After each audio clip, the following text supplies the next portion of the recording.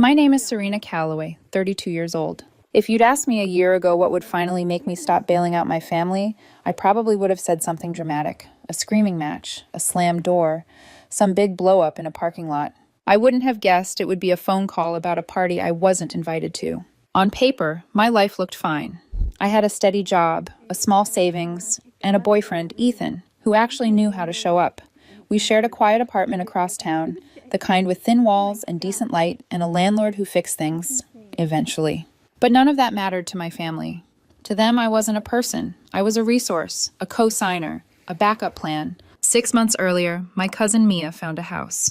"It's perfect," she said, sending me blurry videos of a narrow hallway and creaky stairs. So much character. I can see everything already. Plants, candles, movie nights, maybe even a little studio. The house was old. Someone else had lived there for years. The roof was tired, the gutters sagging. The ceiling above the laundry room bowed like someone had sat on it. My mom called it charming. My dad said it had good bones. Mia said it was once in a lifetime. The bank said Mia didn't qualify for the mortgage. That's where I came in. They called me one night while Ethan and I were eating leftovers on the couch. I could hear the script in my mom's voice before she even got to the point. "You're doing so well," she said. "You're responsible. The bank trusts people like you." What she meant was, we need you, again. They wanted me to co-sign, just to help her get started. They promised Mia would make the payments. They promised it was just a formality. They promised. Ethan paused the show we were watching and mouthed, "You don't have to do this." But I did, or at least that's what it felt like. So I said yes. I went to the meeting. I signed the papers. My name and Mia's, neatly printed side by side, tied to a 30-year mortgage on a house I didn't live in. For a while, everything was fine. Then the first rainstorm hit. Leaks in the hallway. Water stains blooming in the upstairs bedroom. A soft, terrifying sag appearing above the laundry room. The begging started a week later. Mia called first, voice shaky, talking about emergency repairs and urgent contractors. I told her I'd look at my budget, which was my polite way of saying no. Then my mom called. She cried before she even said hello. "Serena, if we don't fix this, the whole place could be ruined. All of Mia's dreams, gone." My dad called after that. He almost never asked me for anything directly. He preferred quiet expectation. But that night, he broke character. "We're desperate," he said. "We'll pay you back. We'll even put it in writing if that's what you need. We just need $10,300 for the roof. After that, we'll be fine." Mia echoed it in a text. "Last time, I promise." Ethan watched me pace the living room, phone pressed to my ear, that familiar squeeze in my chest, tightening with every word.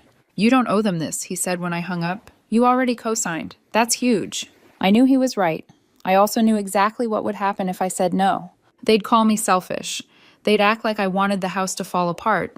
They'd tell everyone I let my own family drown while I sat on my little savings. So I did what I always do. I compromised with myself. I said yes, but with conditions. "I'll help," I told them, "but the money goes directly to the contractor, not to you, and this is the last time. I mean it." I set up a contractor portal payment for $10,300, tagged specifically for the roof. I told them to send me the invoices. They acted grateful. They sent updates. "We'll pay you back. You'll see. We're so lucky to have you." For a while, I believed them. Then came the call. Mia rang one afternoon while I was finishing up emails at work. Ethan was at my place that day, sitting on the couch with his laptop, working through some designs. He gave me a small smile when he saw her name light up my screen. "Hey," I answered, trying to sound casual. "How's the roof?" She laughed. "Almost done. We're planning a housewarming." "That's great," I said. "What day? I'll see if Ethan can get off early." There was a pause, just long enough for my stomach to dip. "Oh," Mia said, her voice going a little lighter, like she was reading off a script. "You're not invited." I blinked. "What?" "It's just close relatives," she said. "Small thing. You know how it is." I actually laughed. I thought she was joking, but she didn't laugh with me. She just let the silence stretch out, her breathing quiet on the other end. And then, from somewhere behind her, I heard my mom's voice, faint but clear. "You'll understand someday." Something slid into place inside me then, like a lock clicking shut. I didn't argue. I didn't ask why. I didn't remind them whose name was on the mortgage or who had just wired $10,300 to keep their ceiling from caving in. I just said, "Got it," and ended the call. It wasn't about the party. Not really. It was about the pattern. They cried, begged, promised. I caved. They got what they wanted. I disappeared. A helpful stranger, not family.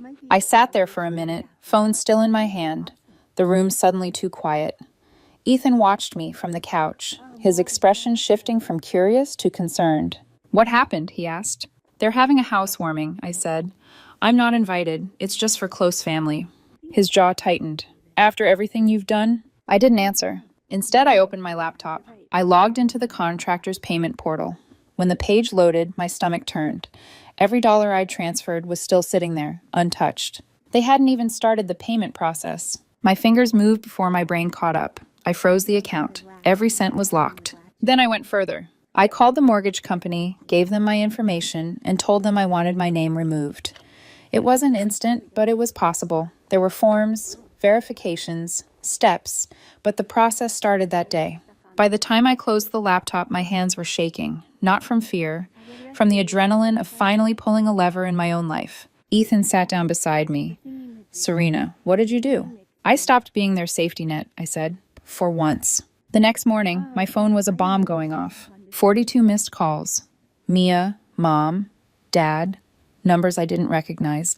Text messages stacked on top of each other. "What did you do? Call us now. This isn't funny. You're ruining everything." By noon, they were outside my building. I watched them from my 5th floor window. My mom was yelling into the intercom. My dad paced, phone to his ear, red-faced.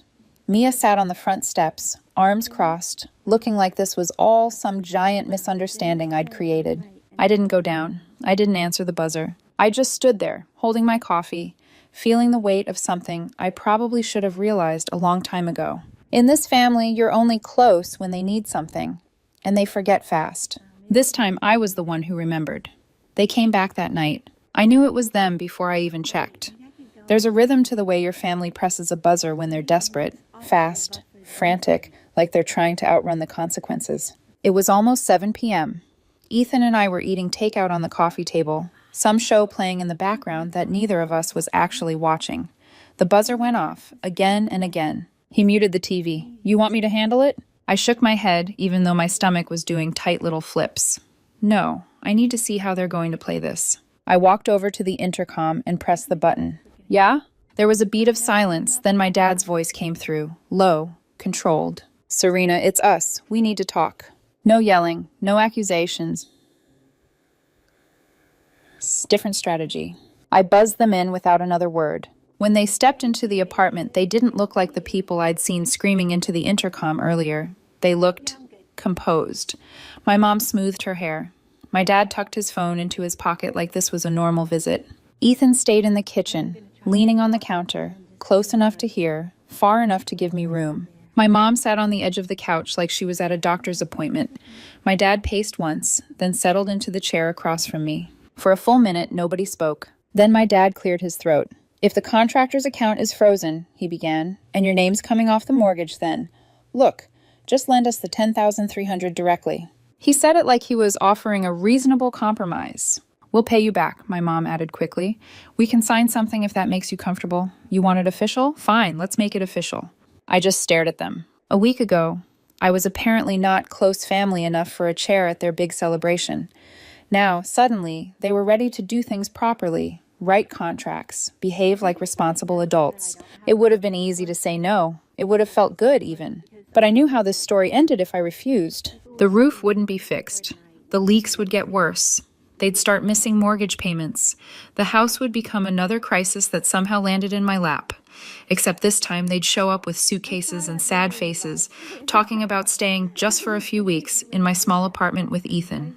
They would find a way to make their problem my emergency again. So I said yes, not because I trusted them, because I wanted control. "I'll do it," I said slowly. "I'll transfer the money directly, but this time it's under my terms." My mom relaxed a little. "Of course, honey. Whatever makes you feel secure." "I want a contract," I continued, ignoring the way she flinched at that word. "Written. Clear. Signed by both of you. A repayment schedule. And I want it reviewed by someone neutral before any money leaves my account." They looked at each other. I could see it. A flicker of annoyance. The brief calculation. Then they nodded in unison. "Fine," my dad said. "If that's what it takes." Whatever helps you feel better, Mom added, as if my boundaries were an emotional quirk. Ethan stepped forward then. I can help draft something simple, he offered. Nothing complicated, just clear. My dad's eyes flicked to him, assessing. For a second, I thought he'd push back, but he didn't. He just nodded once and stood up. We'll sign, he said. Just don't let this house fall apart over pride. Pride. That was their word for me finally saying no. 2 days later, they came back. We sat in the same spots. Them on the couch, me in the chair, Ethan at the table with his laptop open. On the coffee table between us lay a printed contract. The amount, the date, the repayment plan, the monthly installments starting 60 days after the transfer. This is straightforward, Ethan said. You both read it? My dad waved his hand. We trust our daughter. That line would have meant something once. Now it just sounded like a shortcut. Sign, I said. They did. Their signatures bled into the paper. My dad's heavy and slanted, my mom's looping and soft. I initialed my parts, dated everything, and made copies. An hour later, I sat alone in the bedroom and pressed send on another transfer. $10,300, straight from my account to theirs. No portal, no middleman, no excuses. The contractor got paid that same day. Repairs started a week later. Things went quiet after that. Not warm, not reconciled, just quiet. My parents didn't call unless they needed to confirm something small. Mia vanished entirely. The updates I got came from social media. Pictures of her standing in the yard under the new roof, hosting little get-togethers with neighbors, laughing under string lights like nothing had ever been at risk. No mention of me, no tag, no thank you post about the cousin who made it possible. I told myself I didn't care. Some days I believed it. Then one weekend, my Uncle Mark came into town. He's my mom's older brother by 10 years. Never married, no kids of his own, and never really involved in the usual family chaos. He has this way of watching people, quiet, steady, that makes you feel like he's 2 steps ahead of the conversation. He went over to see the house. They were proud to show it off. My mom later said she made him grilled cheese and tomato soup, that they gave him a full tour. New shingles, repaired drywall, no more leaks. Everything was finally coming together. But that's not the part that mattered. Mark called me the next day and asked if we could meet. Just you and me, he said, somewhere neutral. We picked a diner off the highway, the kind with cracked red booths and a menu that hadn't changed in 20 years. He was already there when I arrived, hands folded on the table, coffee half drunk. He didn't make small talk. I visited your parents yesterday, he said. They showed me the roof, the repairs.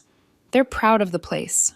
I saw, I replied, online. He watched me for a second like he was measuring how much I could handle. They thought I went to the bathroom, he continued. I didn't. I was standing in the hallway. That's when I heard them. My chest tightened. Heard what? He stared down at his coffee. Your dad asked if you started bothering them about the contract yet. Of course he did. And your mom laughed, Mark went on. His voice was flat now. She said, Serena still thinks we're going to pay her back. Let her. After everything we've done for her, she owes us more than that. The words landed like a physical blow. She owes us. It wasn't just the money, it was my life, my choices, my silence. Then Mark added quietly, she said you'd get over it, that you always do. I sat there, staring at the crumbs on the table between us, trying to breathe past the pressure in my throat. He didn't interrupt, he just waited. When I finally spoke, my voice sounded unfamiliar. What? Money did you think they were talking about? He looked up at me then, eyes sharp. That's what I wanted to ask you. So I told him everything. The co-signing, the roof, the $10,300, the contract, the promises. I laid it all out in a straight line, watching his face harden with every detail. When I finished, he leaned back in the booth and exhaled slowly. They signed that contract willingly? He asked. Yes. And they haven't paid you a single cent? Not one. He nodded once, like something he'd been unsure about had just been confirmed. I'm sorry, he said quietly. You didn't deserve that. For a second, I almost cried.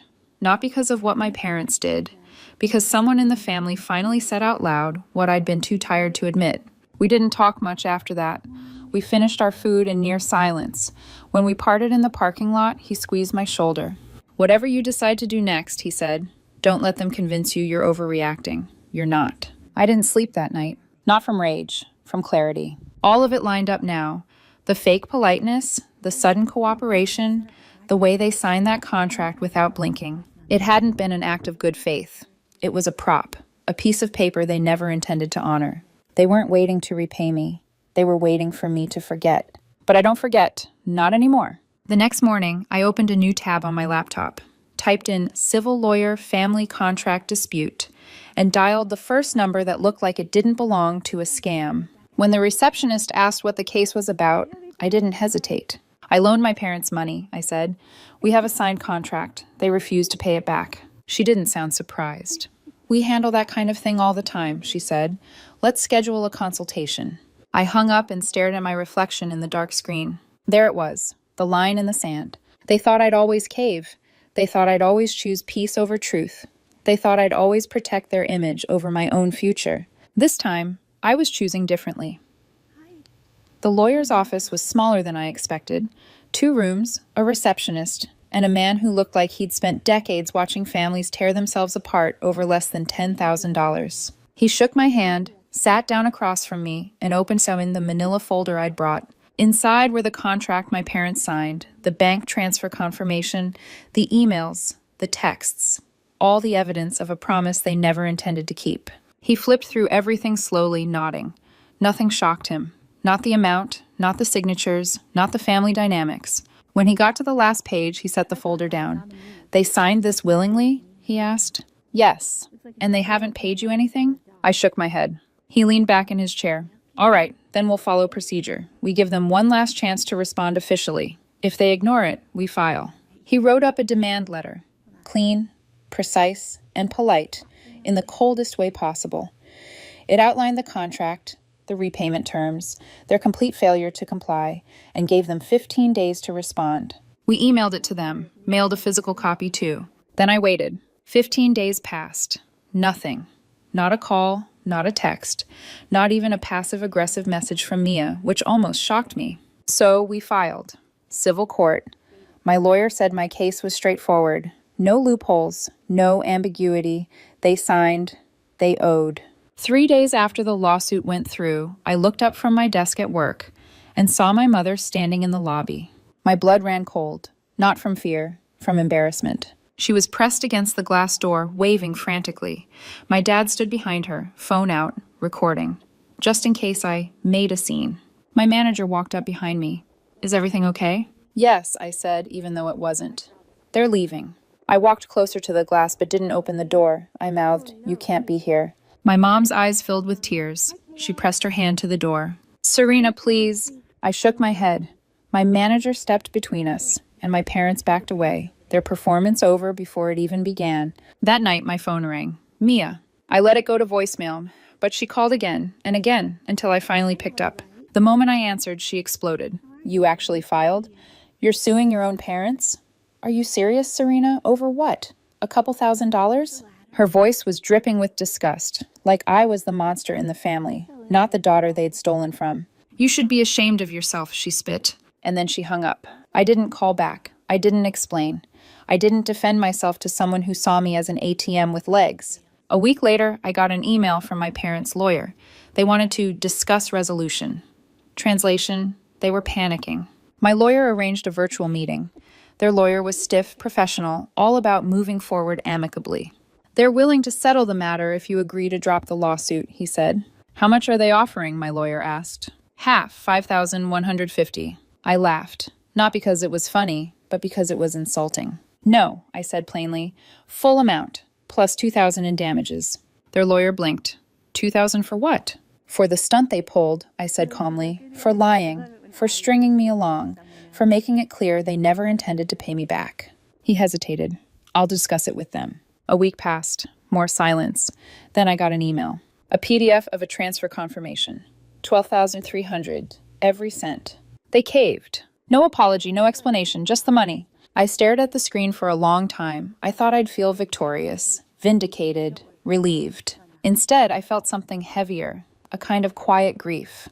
The kind you feel when the door finally closes and you know it's never opening again. I told Ethan, and he hugged me, long and tight, no questions asked. I'm proud of you, he whispered. You finally protected yourself. But the story wasn't done, not even close. Because I underestimated 2 things. My family's ability to weaponize narrative, and Mia's talent for chaos. It started small. I began getting tagged in vague Facebook posts from extended relatives, quotes about loyalty and betrayal, lines like, Family first, unless money changes people. Some folks forget where they came from. I ignored them, blocked the worst offenders. Then came a message from a girl I barely remembered from childhood church camps. Hey, I heard what happened. Are you really suing your parents? I'm not judging. I just can't believe it. I left it unread. But then came the photo. Someone posted a picture of my parents and Mia standing under the newly repaired roof with the caption, "When family stands together, nothing can break you. Grateful for love that doesn't come with a price tag." Classy, subtle, a perfect little dagger aimed at me. I didn't need to dig to know who orchestrated it. Mia was setting the stage for her final performance, painting herself as the loyal daughter, my parents as the wounded saints, and me as the cold-hearted outsider who chose money over family. But what Mia didn't realize is that Mark wasn't done either. One Sunday, he invited me over for dinner, just him and his wife. No surprises, he promised. When I arrived, he handed me his phone and said, "You need to see this." It was a group chat, a big one, dozens of relatives. Mia had started it. Her first message was a wall of text accusing me of destroying the family with lawyers, of manipulating Mark, of being unstable. She'd even dragged Ethan into it. Mark hadn't responded in the chat. Not once. Not yet. But now he looked at me and said, "I'm putting a stop to this. Not for you. For me. I won't let her poison the whole family." He called a meeting for the next week. A small one. At his house. His rules. Only relatives willing to actually listen. I didn't want to go, but I owed him that. When I arrived, the driveway was full. My aunt's little sedan, my cousin's cars, even an uncle I hadn't seen since high school. Mark stood in the living room like a judge about to open court. When everyone sat down, he said, "We're not leaving this room until we talk about what actually happened, and until some apologies are made." My mom wasn't there, my dad wasn't there, and Mia, no. They stayed home. Cowards always do. Mark spoke first. He laid everything out. The loans, the roof, the contract, the lawsuit. He told them what he overheard, word for word. He read sections of the contract aloud. He called my parents' behavior shameful and despicable. No one defended them, not one person. A cousin whispered, "Honestly, I'm not surprised." Another said, "They've been using her for years." And for the first time in my life, I felt something close to closure. When the meeting ended, Mark handed me a small envelope. Inside was a note from his wife and a grocery store gift card. "For all the dinners you missed because you were busy rescuing everyone else, now it's your turn." I cried in my car before driving home, not from sadness, but because someone finally saw me. That night, I blocked every number except Mark's and my aunt's. Whatever came next from my parents or Mia didn't matter. They could scream into their echo chamber forever. I was done listening. I wasn't expecting anyone. It was 9:30 p.m., the kind of hour where the hallway outside my apartment is usually dead silent. But then, a knock.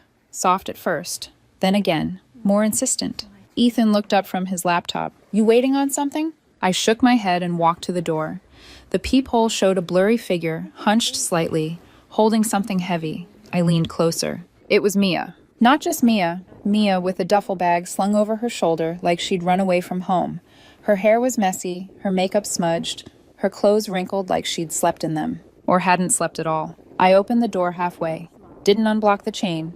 Didn't smile. I just said, "What are you doing here?" Her voice sounded like it had been dragged across gravel. "I need a place to stay." I blinked, hard. I almost laughed. Not because it was funny, but because it was surreal. I waited for the punchline. For her to call this some social experiment.